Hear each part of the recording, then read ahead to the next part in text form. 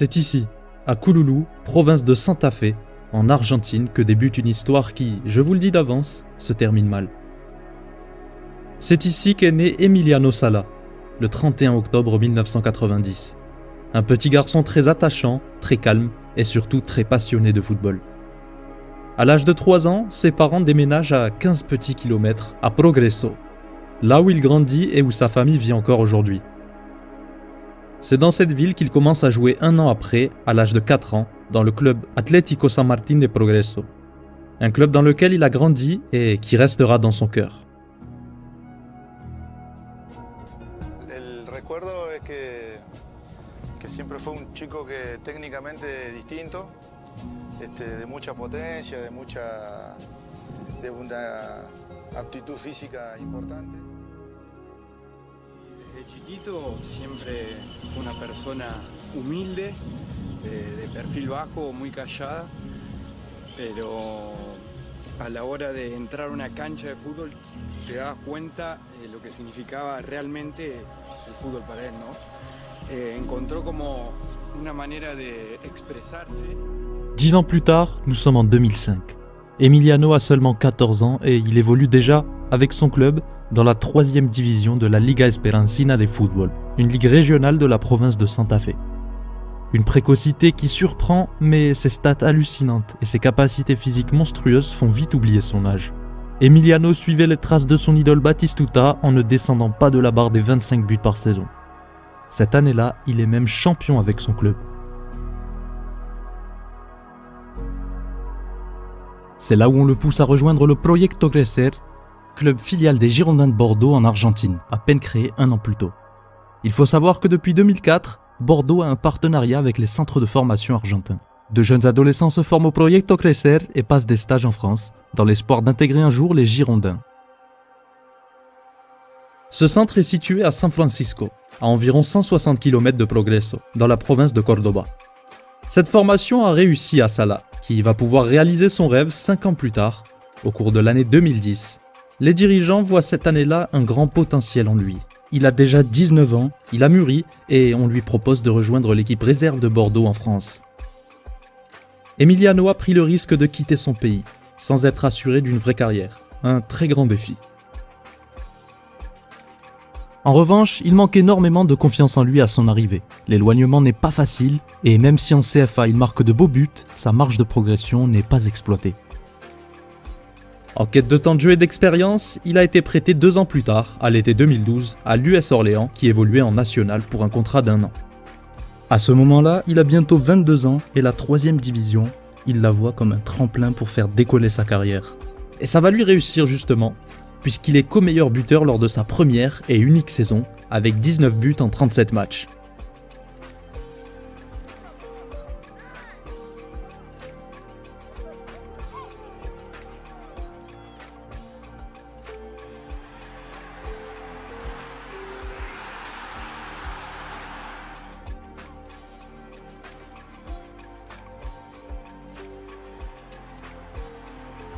Emiliano Sala continue son chemin et gravit les échelons. À son retour aux Girondins, le club ne lui donne pas sa chance et il est prêté une nouvelle fois en 2013 au club des Chamois Niortais en Ligue 2. Niveau supérieur par rapport à Orléans, mais là, Emiliano est en pleine confiance, veut prouver et s'est enfin adapté. Tu débarques, Emiliano, aux Girondins de Bordeaux, qui la saison dernière t'ont prêté à Orléans et qui cette saison te prête aux Chamois Niortais. Alors. On a vu que c'est un très bon club et on a envie de venir ici pour continuer ma progression. Alors tu as marqué beaucoup de buts la saison dernière avec Orléans en national. Cette saison, tu vas te retrouver au palier supérieur en Ligue 2 cette fois. Tes ambitions personnelles pour cette saison, c'est quoi? Bon, cette saison, je suis venu pour dar le maximum de moi, aider le club principalement, aider mes copains. Et après, les ambitions personnelles, c'est de marquer le plus vite possible.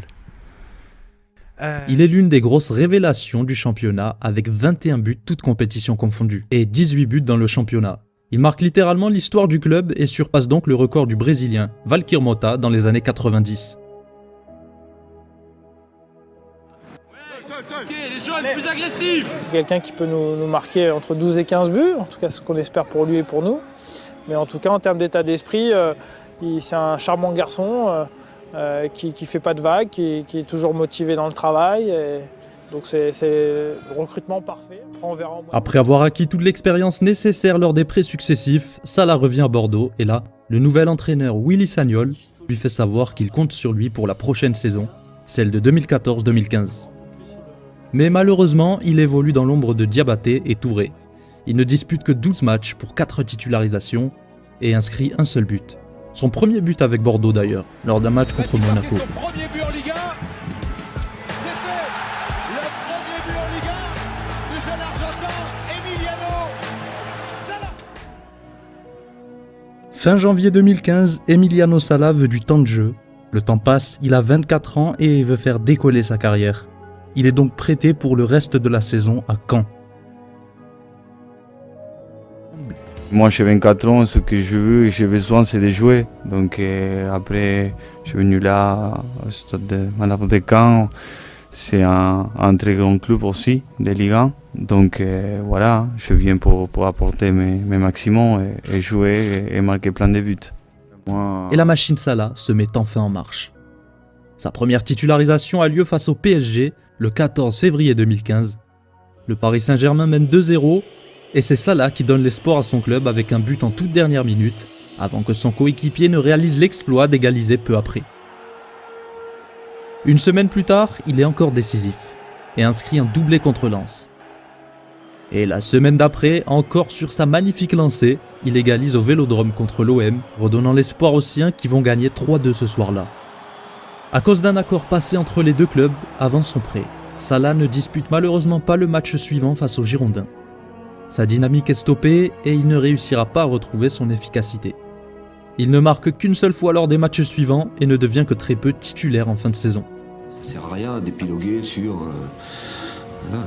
Il ne m'a pas échappé non plus qu'Emiliano était très performant avec nous, mais je ne suis pas amnésique non plus. Hein. J'ai des souvenirs de Slovan Priba aussi décisif et aussi performant.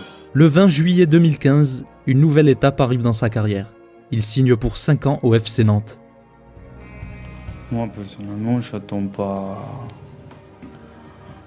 pas des choses au niveau personnel en tout cas. J'attends de faire mon maximum pour aider le groupe, l'équipe, le club. Voilà, et les résultats, ils vont venir tout seuls. Pour moi, le plus important, c'est le collectif.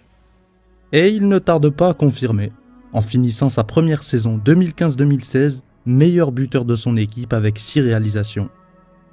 La saison suivante, le nouvel entraîneur Sergio Conceição, qui est arrivé à la mi-saison, en décembre 2016, le met en confiance comme il ne l'avait jamais été auparavant.